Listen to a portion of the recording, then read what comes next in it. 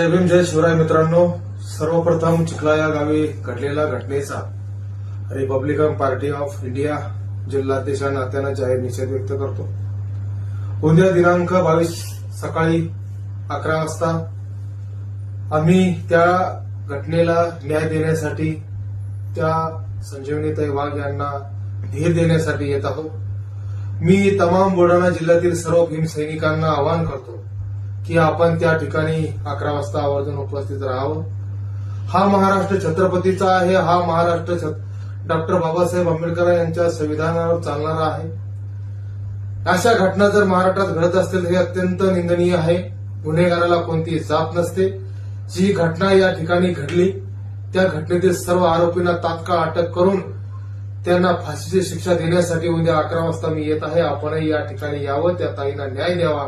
त्या ताईंना मानाचा जय भीम करतो, जय शिवराय करतो। ताई